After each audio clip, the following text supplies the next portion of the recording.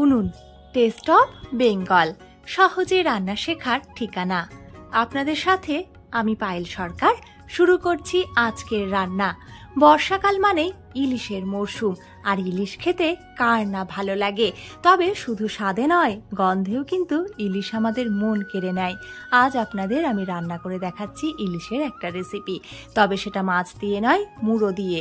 ইলিশ মাছের মুড়ো দিয়ে মুগ ডাল।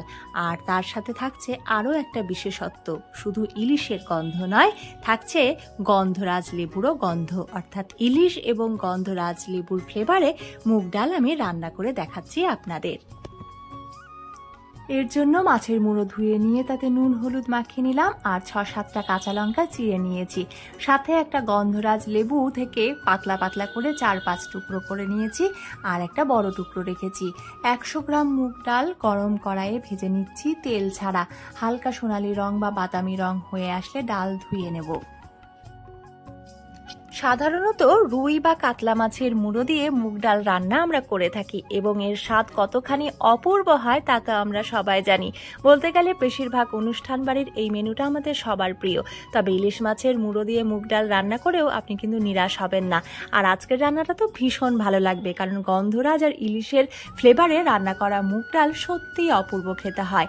কড়াইয়ে আমি দিয়ে দিয়েছি প্রয়োজন মতন তেল, আর তারপরে তেল গরম হলে মাছের মুড়ো ভেজে নিচ্ছি। এবারে আমি প্রেসার কুকারে মুগ ডালটা সেদ্ধ করে নেব। ডালের সাথে দিয়ে দিয়েছি পরিমাণ মতন জল, সাথে লবণ এবং কয়েক ফোঁটা সর্ষের তেল। এই তেল দেওয়াতে ডাল খুব ভালোভাবে সেদ্ধ হয়। যারা প্রেসার কুকারে রান্না করেন না, তারা কড়াইয়ে ডাল সেদ্ধ করে নেবেন। আর প্রেসার কুকারে রান্না করতে গেলে কিন্তু অতি অবশ্যই জলের পরিমাণটা বুঝে দিতে হবে। এইদিকে মাছের মুড়ো ভাজা হয়ে গেছে, ভেজে রাখা মাছের মুড়ো তুলে নিচ্ছি। তার সাথেই আমি তুলে নেব ওই ভাজা তেল। কড়াইয়ে যে পরিমাণ তেল থাকবে তার থেকে অর্ধেক পরিমাণ তেল আমি তুলে রাখছি। এবারে ফোড়নে দিয়ে দিচ্ছি আমি সাদা জিরে, তার সাথে দিয়ে দিচ্ছি কালো জিরে, আর দিয়ে দেব চিড়ে রাখা কাঁচা লঙ্কা। চাইলে আপনি তেজপাতা শুকনো লঙ্কাও দিতে পারেন, আমি আজ দিইনি।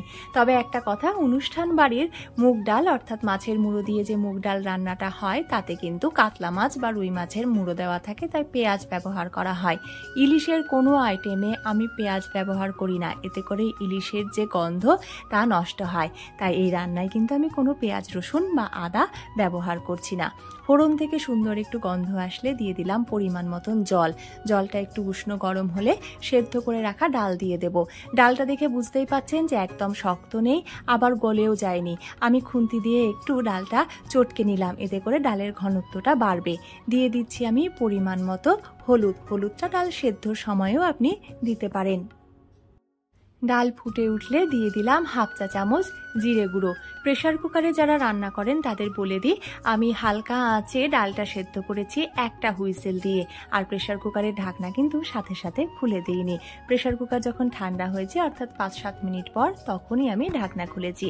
জিরে গুঁড়ো দেওয়ার পর আমি ভেজে রাখা মাছের মুড়ো দিয়ে ঢাকা দিয়ে দিলাম, আর আঁচ কমিয়ে রেখেছিলাম।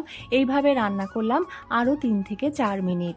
আর চাইলে ইলিশের মুড়োগুলো ভেঙেও দিতে পারেন, তবে যারা কাঁটার ভয় পান কিংবা বাড়িতে বাচ্চা খাবে, তারা ইলিশের মুড়োটা ভাঙবেন না, এতে করে কাঁটার ভয় থাকবে না। এবারে যখন ডাল একটু ঘন হয়ে এসেছে, তখন দিয়ে দিচ্ছি 1 টুকরো গন্ধরাজ লেবুর রস।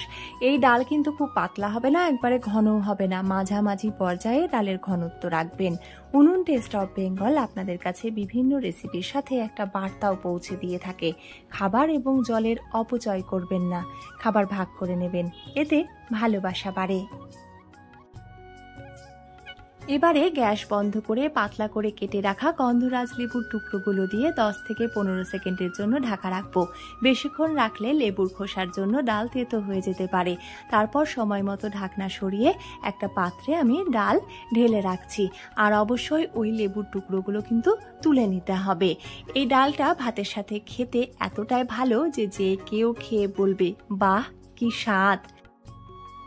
উনুন টেস্ট অফ বেঙ্গল সব সময় আপনাদের কাছে খুব সহজে বিভিন্ন ধরনের রান্না পৌঁছে দেওয়ার চেষ্টা করে। তাই এখনো যারা চ্যানেলটি সাবস্ক্রাইব করেননি তাদের বলবো চ্যানেলটি সাবস্ক্রাইব করে বেল আইকনে গিয়ে অল নোটিফিকেশনটা অন করে নিন।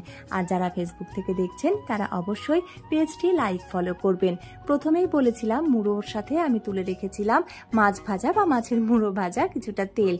ওই তেলটা কিন্তু সবশেষে ডালের সাথে মিশিয়ে নিতে একদম ভুলবেন না। এতক্ষণ আপনারা দেখছিলেন উনুন টেস্ট অফ বেঙ্গল। রেসিপিটা কেমন লাগলো জানাতে ভুলবেন না। ধন্যবাদ।